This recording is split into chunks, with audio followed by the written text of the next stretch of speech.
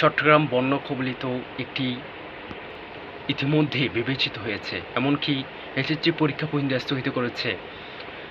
গত কয়েকদিন ধরে টানা বৃষ্টিতে চট্টগ্রাম এখন পানির নিচে ভাসছে বলা চলে। দেখুন, চট্টগ্রামের বাঁশখালী, আনোয়ারা, পুঠিয়া, চন্দনাইশ, ফটিকছড়ি সহ বেশ কিছু উপজেলা এবং সাতকানিয়া, লোহাগাড়া ইতিমধ্যে প্লাবিত হয়েছে।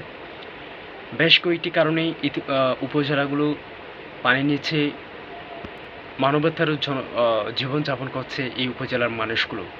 বলা হচ্ছে 20 লাখেরও অধিক মানুষ এখন পানিবন্দী। চট্টগ্রামের জেলা প্রশাসকের তথ্য অনুযায়ী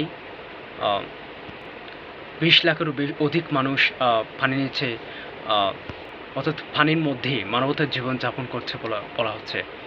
দেখুন, বাঁশখালী উপজেলা বেশি ভয়াবহ আকার ধারণ করেছে বলা হচ্ছে। যেমন সেখানে বঙ্গোপসাগর পাশে হওয়ায় সেখানে যে এবং সাগরের মধ্যে তীব্র জোয়ার সংঘটিত হওয়ার কারণে পানিগুলো সাগরেও যেতে পারছে না। সেখানে বেশিরভাগ মানুষই কিন্তু এখন বেশি পানিবন্দী জীবনযাপন করছে বলা হচ্ছে।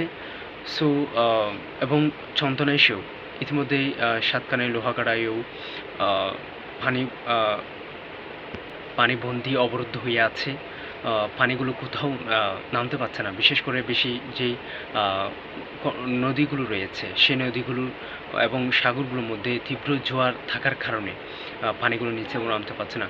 দেখুন, পার্বত্য চট্টগ্রাম অঞ্চলের খাগড়াছড়ি, রাঙ্গামাটি যে পার্বত্য অঞ্চলগুলো রয়েছে সেখানেও কিন্তু পাহাড়ি ঢলের কারণে যে নিম্ন অঞ্চলের উপজেলাগুলো রয়েছে সেখানে পানি প্লাবিত হচ্ছে, সেখানে পানি কোথাও যাওয়া যাচ্ছে না। এবং গত বাংলাদেশের রেকর্ড গড়া বৃষ্টির কারণে এবং সাগরের মধ্যে তীব্র জোয়ারের কারণে এবং পাহাড়ি ঢল একসাথে নামার কারণে এই কারণগুলোর আসলে চট্টগ্রামের এই উপজেলাগুলোই পানিবন্দী হয়ে আছে।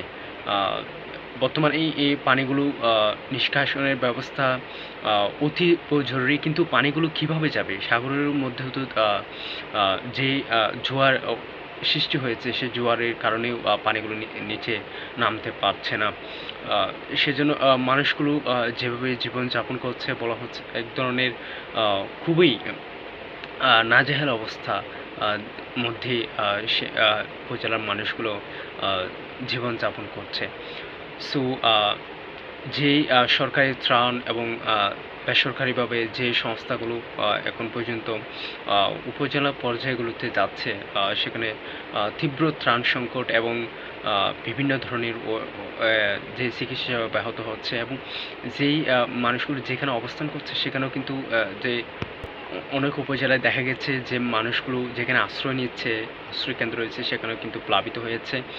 সো চিকিৎসা সেবা এবং শিক্ষা সামগ্রী তো ইতিমধ্যে তো এসএসসি পরীক্ষা স্থগিত ঘোষণা দিয়েছে, অর্থাৎ আইসিটি পরীক্ষা আগামীকাল স্থগিত থাকবে। এর পরবর্তী থেকেই শুধুমাত্র চট্টগ্রাম বোর্ডের জন্য এটা চট্টগ্রাম বোর্ডের এসএসসি পরীক্ষা স্থগিত থাকবে আগামীকাল বলা হয়েছে। চট্টগ্রাম শিক্ষা বোর্ডটিকে জানানো হয়েছে শুধুমাত্র চট্টগ্রামের জন্য। অন্যান্য জেলায় পরীক্ষা চলমান থাকবে শুধুমাত্র আগামীকাল, অর্থাৎ আইসিটি পরীক্ষাটা স্থগিত থাকছে।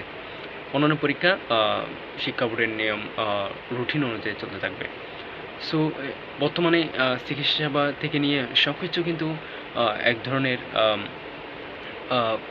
বলা চলে নাজেহাল অবস্থা, খুবই অস্বস্তিকর অবস্থায় চট্টগ্রামের এই উপজেলার মানুষগুলো মানবতার জীবনযাপন করছে। আমরা সকলেই দোয়া করি তাদের জন্য এবং দ্রুত যাতে পানি নিষ্কাশন হয়ে যায় সে ব্যবস্থার সরকার এবং বেসরকারিভাবেই যেভাবেই হোক আমরা যাতে দ্রুত ব্যবস্থা গ্রহণ করতে পারি সে আশা আমরা প্রত্যাশা করতে পারি এবং যাতে মানুষ পুনরায় নতুনভাবে ফিরে আসতে পারে।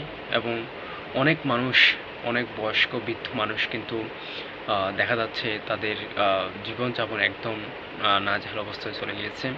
আমরা সকলে দোয়া করি তাদের জন্য এবং পানিবন্দী যে উপজেলার মানুষগুলো রয়েছে তাদের যে খাদ্য রয়েছে এবং যা যা প্রয়োজন তা যাতে আমরা সরকারি হোক বা বেসরকারি বা বিভিন্ন সংস্থাগুলো থেকে আমরা যেভাবে দিয়ে যাচ্ছি সেগুলো যাতে অব্যাহত থাকে সে আশা প্রত্যাশায় আজকে এখানে বিদায় নিচ্ছি। আসসালামু আলাইকুম।